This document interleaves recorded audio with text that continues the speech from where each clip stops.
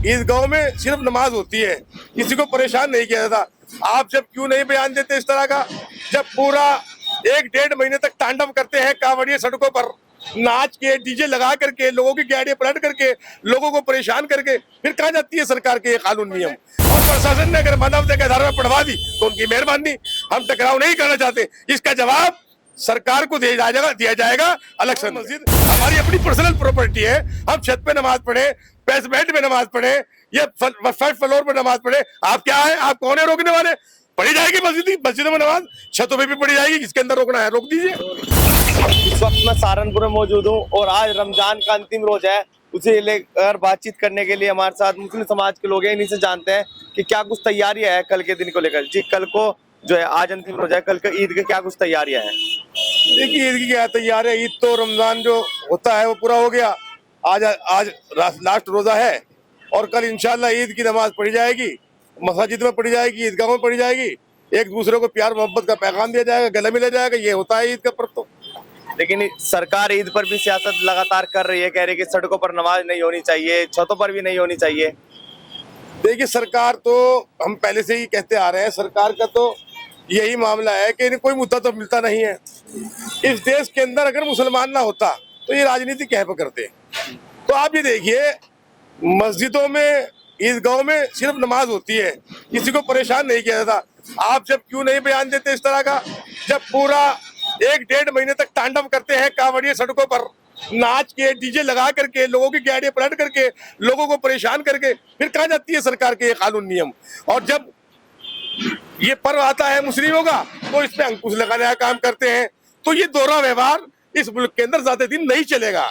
यहाँ की जनता सब समझ चुकी है और ये हालात खराब करने के लिए इस तरह के बयान दिए जाते हैं। ये देखिए, रमजान का पवित्र महीना चल रहा है, पूरी दुनिया के अंदर अमन और अमान की दुआ की जा रही है और एक तरफ भारत सरकार और उत्तर प्रदेश सरकार नमाज के ऊपर प्रतिबंध लगाती है कि सड़कों पर नमाज नहीं पढ़े। अरे इनसे कोई पूछे, सड़कों पर नमाज कब पढ़ता है इंसान?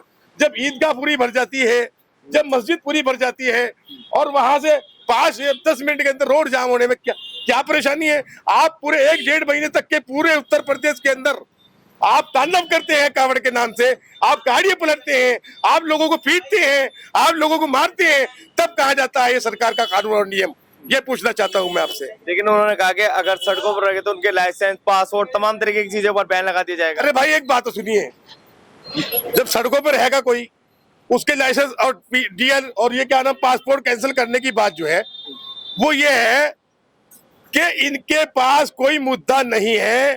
ये मुद्दों से भड़काने के लिए इस तरह के प्रोग्राम कर रहे हैं, इस तरह की बयानबाजी करते हैं। देखिए, नमाज अल्लाह के लिए होती है, कोई हुडन बचाने के लिए नहीं होती। वो कह रहे हैं वो सरकार है, वो कानून है।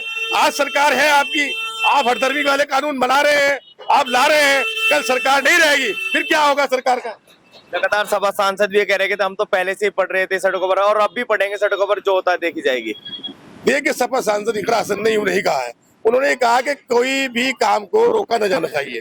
उनके बयान को मुड़ोड़ तोड़ करके पेश किया जा रहा है। ऐसा नहीं है, जब सरकार ने कह दिया मस्जिदों के अंदर, ईदगाह के अंदर नमाज पढ़ेंगे, कुछ लोग अगर आ जाते हैं बाहर, मानवता के आधार पर नमाज पढ़ने दोगे तो ठीक है, नहीं तो कोई दिक्कत वाली बात नहीं है। एक मौलाना ने यह भी कहा है कि अगर नमाज सड़क पर नहीं होगी तो उस कांवड़ यात्रा भी, कोई भी त्योहार सड़कों पर नहीं मनाया जाएगा। देखिए, बहुत अच्छा कहा है उन्होंने, जिसने भी ये बयान दिया है। मुझे जानकारी नहीं है इसकी। त्योहार जो है इस मुल्क के अंदर पहले से हजारों साल से हिंदू, मुसलमान, सिख, ईसाई और भारत का रहने वाला हर वर्ग का लोग, हर वर्ग का व्यक्ति आपस में मिलजुल कर मनाता आ रहा है। और अगर तुम मुसलमानों के त्योहार को मनाने से मना करते हो, वो जिसने भी प्रतिक्रिया दी है, जिसने भी मौलाना ने दी है या किसी एक आम जन ने दी है, मैं उसका समर्थन करता हूँ। ऐसा है, जब सबके पास ऊपर अंकुश लगना चाहिए। अगर आप प्रतिबंध लगाना चाहते हैं तो आप सबके ऊपर अंकुश लगाइए। क्यों करते हैं आप हिंदुस्तान के अंदर आपस में प्यार मोहब्बत के पैगाम देने के काम? क्यों करते हैं त्योहारों का काम? ये दोहरा व्यवहार नहीं चलने वाला है। तो सड़कों पर नमाज पढ़ी जाएगी कल या फिर ईदगाह में? अरे भाई, आप गलत सवाल कर रहे हैं।